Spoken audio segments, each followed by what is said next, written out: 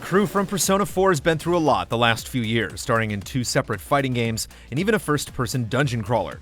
Yet Persona 4 Dancing All Night, a button-based rhythm game, may be the strangest offshoot yet. Instead of swinging weapons and casting magic, the gifted high school students dance away an evil threat. What makes the deviation work so well is that it doesn't feel like an easy cash-in capitalizing on a devoted following. Instead, everything in Dancing All Night is treated with the level of seriousness and detail seen in the rest of the series. Awesome! Amazing as always, partner! All of the songs in the game play out the same way. Notes appear in the center of the screen and fly out towards the left and right sides as players use the face buttons and D-pad to tap along with the beat.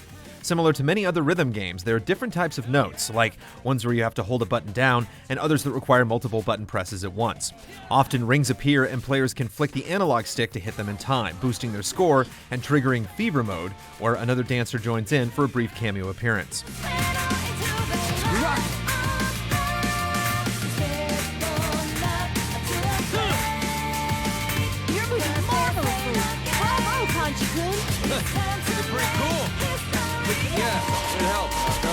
You're given enough to do with each hand to make songs fast-paced and fun, even on easy, but not so much that it becomes overwhelming. Note patterns also change up quite a bit during songs, preventing players from overly relying on short-term muscle memory. The only thing that doesn't feel quite right is flicking the analog stick to hit rings. Your hands are busy enough as it is, and trying to angle your fingers in time for a stick flick can be awkward. A Japanese patch allows for the use of shoulder buttons instead, and hopefully the same thing will apply to a North American update in the future. Of course, a rhythm game would be nothing without a proper soundtrack, and Dancing All Night does an excellent job with its music choices. Featuring selections from Persona 4, Persona 4 Golden, Persona 4 Arena, Persona Q, and even a couple of new tracks, there's plenty of diversity. Going into Dancing All Night, we were worried that the same songs we've listened to dozens of times would get old, but thankfully a number of outstanding remixes keep things lively. For instance, the melancholic Snowflakes from Persona 4 Golden is sped up and has a thundering bass line, giving it new, energetic life.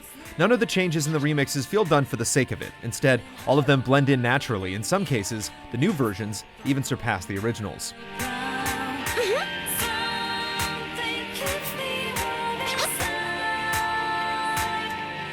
Good.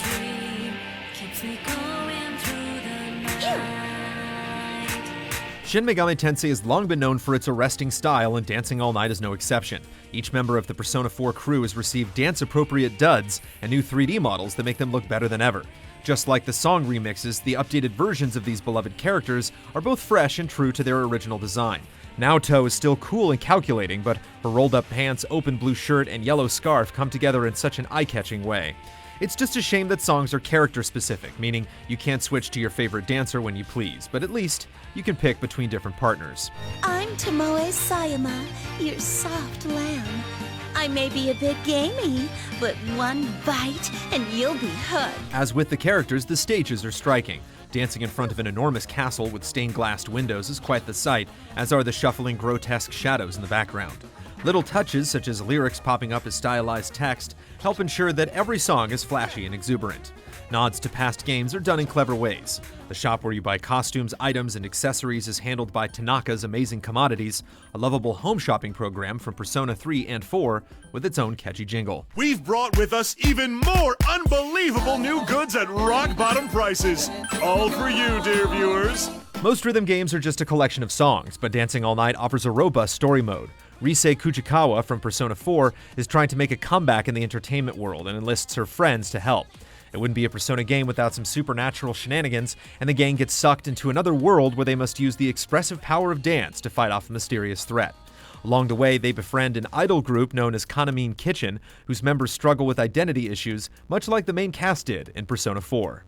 I've seen them on TV before. As I recall, they're members of Kanamine Kitchen. Wow, Naoto-kun, that's right. You sure do your homework on this stuff. Seeing everyone back together again is great, and they're all used effectively in Dancing All Night. There are plenty of jokes and quiet moments that remind you why you care about these characters so much in the first place. Even so, there's a degree of predictability to Dancing All Night's story that prevents it from being on the level of other Persona-related games. It's not the first time the group has tackled an unseen menace that preys upon insecurities, leading to moments where you feel 3 steps ahead of the characters. Because the crew has already undergone quite a few adventures, they've changed a lot, and as a result, most of the development comes from Kanamine Kitchen. Unfortunately, the issues they face are so similar to what's been seen before that it doesn't have the same effect. Hey, I want to do photo book work too. I want to model lots of outfits like cute swimsuits. Still, Persona 4 Dancing All Night gets it right where it counts. All of the songs are a blast to play, and everything else looks gorgeous. Music has always been an integral part of Persona and Shin Megami Tensei in general, but here it's given undivided attention in a glorious way. Dancing All Night feels like a celebration of the series, and if this is the last we see of the kids from Yasogami High, it's a joyous send-off.